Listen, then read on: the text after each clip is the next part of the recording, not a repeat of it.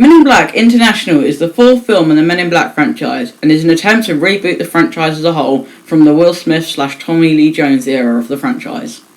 Like most people, I'm a big fan of the first one. It's the only one I've bothered rewatching a few times, as the other films are just mediocre.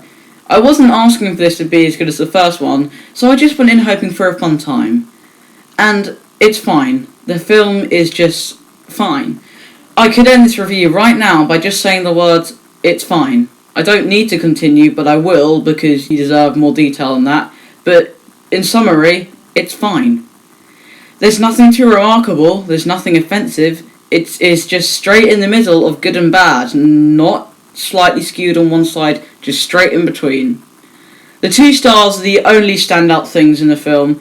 I'm a huge Tessa Thompson fan due to the Creed films and Thor Ragnarok, and she's great here. It's awesome to see her lead a film, and she is extremely capable of doing so, as evidenced by this. Chris Hemsworth gets to show off a bit more range outside of Thor, and he's a charming comedic presence here. We already knew this because of Ragnarok, but they are a great pairing, Tessa Thompson and Chris Hemsworth. They really work well together, and you can tell they are just good friends, so they know how to play off each other. The improvisation, you can tell when it's happening, and that is often the funnier moments in the film.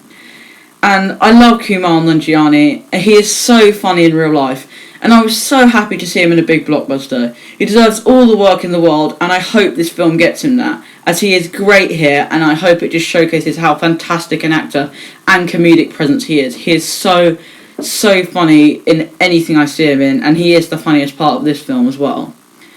There's a fairly decent twist that I didn't see coming. There's some great CGI that can be very pretty, the colours for all the effects, lots of light blues, purples, reds, they all looked great. The creature design, as always with the MIB films, looked great. There were some really cool new aliens, and one that appears only for the final fight scene looked fantastic and served its purpose brilliantly. There was a really great job done by the prosthetics and makeup departments for this film. The humour isn't particularly good though, which is a bit of a problem, as a big part of the Men in Black franchise is the humour. All he got out of me in total was 4 or 5 chuckles, and it's a chuckle, that's not that tough, that's not much.